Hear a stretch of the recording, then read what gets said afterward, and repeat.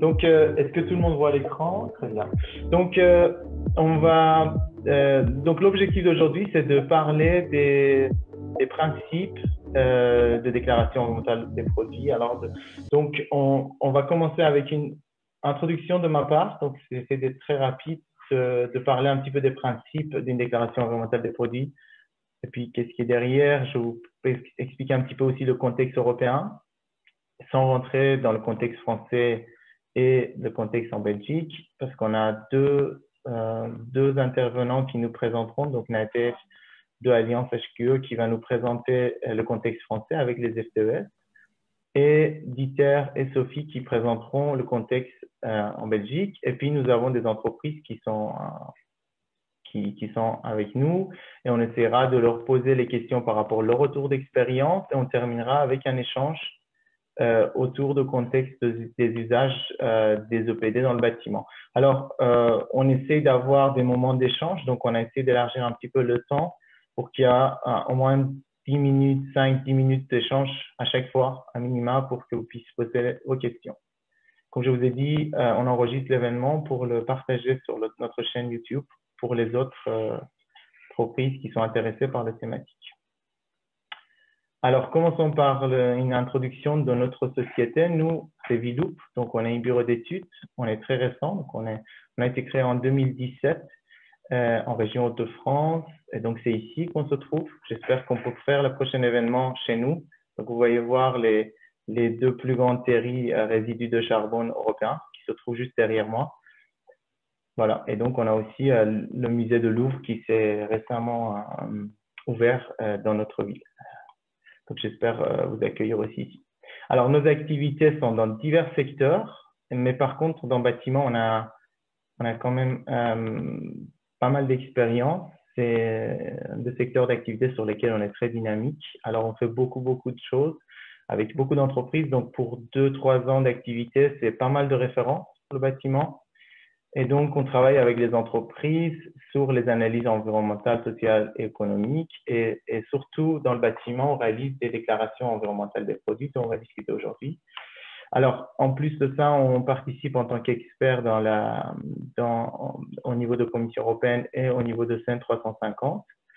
Et puis, nous sommes vérificateurs agrégés. Donc, je suis vérificateur agrégé pour le base INIS, donc les FTES, et vérificateur pour les BEPD pour la base de thème.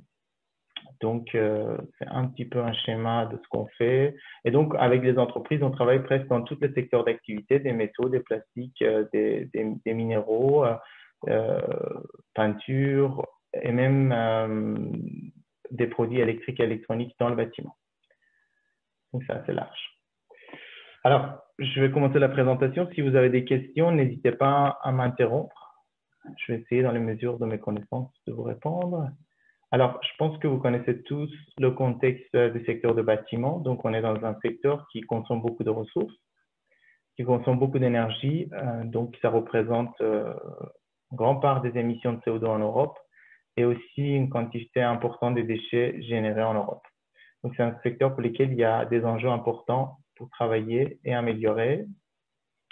Et donc, c'est dans ce contexte-là qu'on a de plus en plus de réglementations qui nous ramènent vers des bâtiments plus économes en énergie, ce qui fait qu'en même temps, la réduction d'énergie grise devient de plus en plus importante. Et donc, l'importance d'avoir des produits et des matériaux dans le bâtiment et dans la construction qui ont des performances plus intéressantes. Et donc, le contexte de développement des OPD et des déclarations environnementales. Alors, comment structurer une réalisation d'une déclaration environnementale? Il y a des participants ou... Ok, je vais checker s'il n'y a pas d'autres participants. Non, très bien, pour l'instant, on est bon. Alors, les déclarations environnementales des produits dans le contexte de bâtiment sont réalisées en se basant. Donc, d'abord, on commence toujours les ACV avec les normes ISO 1440 et 44. Et on a ISO 1425 en complément. Et puis, on va voir les normes européennes, donc EN 15804. Et puis, en même temps, dépendant du secteur d'activité ou des familles de produits, vous pouvez avoir des règles spécifiques à des produits qui nous permettent de faire des déclarations environnementales, des EPD ou des DEP ou des FTES en France. et qui sont ensuite utilisés par les entreprises de construction pour analyser les bâtiments et puis après communiquer B2B ou B2C au niveau de bâtiments. Et donc, il y a une norme qui s'appelle EN 15978 qui parle des règles au niveau de bâtiments. Et donc, ça, c'est un petit peu le progrès qu'on va voir depuis l'analyse environnementale jusqu'aux déclarations de bâtiments. Alors, ça permet d'avoir accès à la performance environnementale des produits et matériaux de construction et donc aider aussi la prise de décision en fonction des objectifs environnementaux pour les bâtiments. Alors, l'ACV, je pense que vous connaissez tout. C'est une méthode d'analyse environnementale qui a été développée dans les années 60. C'est basé sur l'ensemble des étapes de cycle de vie, depuis l'extraction matière jusqu'en fin de vie des produits. C'est une méthode qui est multi-étapes, multi-critères, avec une vision de cycle de vie. Les normes de référence pour cette méthode sont des ISO 14040 et 44. Et donc, avec la méthode ACV, on essaie de regarder l'ensemble des procédés associés à un produit, indépendamment de lieu et le moment dans lequel ces procédés se passent. Alors, au niveau de contexte normatif, vous avez les normes ISO 14040 et 44 au niveau international. Vous avez les normes EN 14804, donc amendement 1 et amendement 2, qui sont disponibles. Et ensuite, les règles de catégorie de produits, à savoir qu'il y a aussi un travail au niveau de ISO international pour développer une norme internationale pour le bâtiment. C'est en cours. Alors ici, je vous présente un petit peu les évolutions des normes. Donc, on a eu le EN 15804 amendement 1 qui était là pour plusieurs années. Alors, il y a eu un travail d'alignement avec la méthodologie PEF qui était demandée par la Commission européenne, qui a commencé il y a quelques années, qui a conclu c'était octobre-novembre 2019, qui a eu la conclusion pour adopter l'amendement 2 de EN 15804. Alors, les deux normes, ils vont rester en cohabitation pendant une période de transition de 2-3 ans, qui nous ramène à octobre-novembre 2022-2021. Donc, il y aura les transitions complètes vers le norme EN 14804 A2. En même temps, au niveau des travaux de CEN 350, il y a des développements en cours basés sur la méthode EN 14804, la version A2, pour établir donc une mise à jour au niveau de EN 15978 pour les bâtiments, la rédaction d'une norme par rapport à la communication et benchmarking business to consumer et la rédaction d'une norme spécifique sur les qualités des données qui sont utilisées dans les réalisations environnementales. C'est un petit peu le contexte actuel d'évolution. Alors, si on regarde le norme EN 14804-1.1, vous avez différentes typologies de déclaration environnementale. Si on reprend le périmètre, donc le cycle de vie depuis l'extraction jusqu'à production et ensuite transport, installation dans le bâtiment et puis toute la partie utilisation qui se trouve dans les modules B1 à B7 et la fin de vie qui se trouve dans les modules C1 à C4 et le module D, vous trouvez des différentes typologies d'EPD basées sur cette EN 15804-1.1. Donc, des EPD dites Cradle to Gate qui couvrent le parti A1 à A3 et de temps en temps le A4 et A5 sont aussi intégrés, qui va être plus sur cette deuxième catégorie qui est les EPD Cradle to Gate with Options. Donc, on peut ajouter des options et donc à cette partie obligatoire 1 à 3, on vient ajouter d'autres étapes. Et puis, on peut avoir aussi des OPD dites Cradle to Grave qui couvrent les étapes de cycle de vie à minima jusqu'au C4. Et puis, la partie module D reste optionnelle. Alors, selon le norme EN 14804 A2, pardon, ici il y a une petite faute, A2, ce que vous voyez sur l'écran, il y a un changement majeur, c'est que les déclarations des fins de vie, donc les modules C1, C2, C3, C4, est maintenant obligatoire. Et pour donc une OPD Cradle to Gate. Donc, il va avoir Cradle to Gate, vite module C1, C4 et module D. Alors, module D, il reste aussi obligatoire. Et vous avez d'autres typologies d'OPD, donc OPD Cradle to Gate with Options. Donc, les modules C1, C4 et D sont obligatoires, mais on a tous les modules A4, A5 et B1 et B7 qui restent optionnels. Et puis, nous avons les Cradle to Grave au final, qui couvrent tout le cycle de vie, qui couvrent l'ensemble des étapes, de A1 jusqu'au module D. Et vous pouvez avoir une dérive en fonction pour des produits, par exemple des produits type ciment, qui sont des produits plus intermédiaires dont on ne peut pas séparer les autres produits. Donc, il faut regarder dans le norme, il y a une ou deux paragraphes qui décrit quels sont les produits qui peuvent déclarer cette module Cradle to Gate.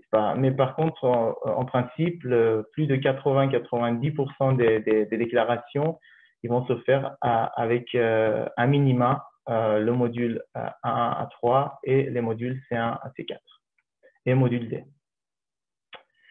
Alors, les OPD, il y en a partout en Europe avec des programmes opérateurs, avec des opérateurs qui sont très différents. Alors, on va avoir l'opportunité d'échanger par rapport au programme français, INIES, et aussi le programme en Belgique autour de BOPD et Totem.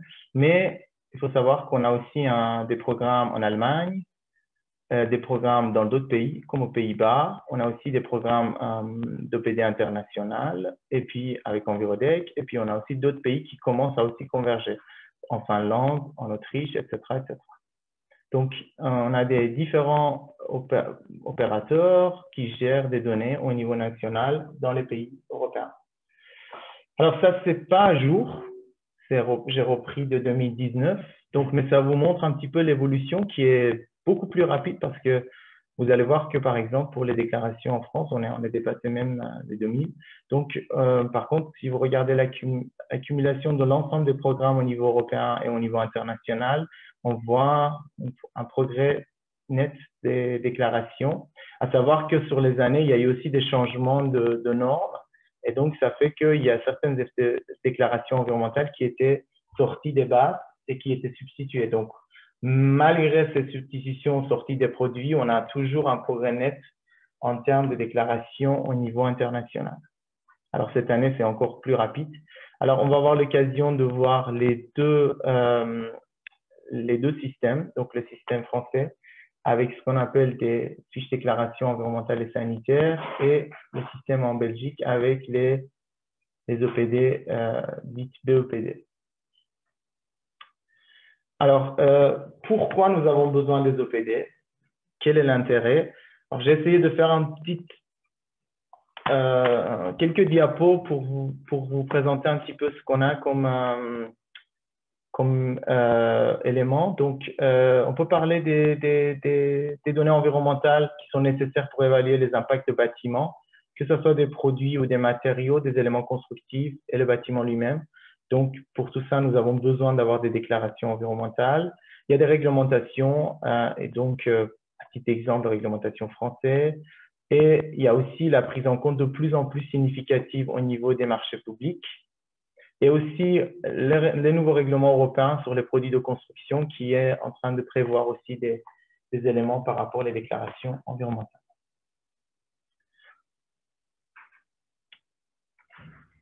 Alors, la prise de décision pour les différentes déclarations environnementales peut se faire à des différents niveaux. Pour avoir des outils ou des méthodes qui vont regarder les produits, on peut avoir des méthodes qui vont regarder l'intégration de ces produits-là dans un élément constructif et on peut avoir analyse complète de bâtiments en utilisant les informations au niveau des produits. Et alors, on peut aussi développer des systèmes de benchmark et des comparaisons à des différents niveaux et donc ça existe dans les différents systèmes aujourd'hui et ça peut évoluer dans le temps. Alors, deuxième élément qui est important, c'est par rapport des règlements produits de construction. Donc, je vous ai mis la référence sur l'écran. Donc, ce règlement a évolué dans la dernière révision qui s'est passée en 2018, mais c'est en cours de clarification encore en détail. Mais il a évolué en 2018, dans lequel il y a deux paramètres qui ont changé. Il y a le partie 3 sur hygiène, santé et environnement. Et surtout, il y a un nouveau indicateur, un nouveau élément qui était ajouté, qui parle d'utilisation durable des ressources naturelles. Et que cette partie utilisation durable des ressources naturelles, il fait référence à des déclarations environnementales des produits. Donc, je vous le lise, au fin de l'évaluation de l'utilisation durable des ressources et de l'impact des ouvrages de construction sur l'environnement, il convient d'utiliser lorsqu'elles sont disponibles des déclarations environnementales des produits. Et par rapport à cette thème 7, utilisation durable des ressources naturelles nouveaux, au niveau des réglementations européennes, il y aura aussi des éléments plus clairs d'usage des EPD dans les mois ou des années à venir qui sont en cours de discussion et décision. Voilà. Donc, c'était pour l'introduction. Si vous avez des questions, alors je vais regarder s'il n'y a pas des participants qui nous joignent entre-temps. Est-ce que vous avez des questions par rapport à cette première introduction?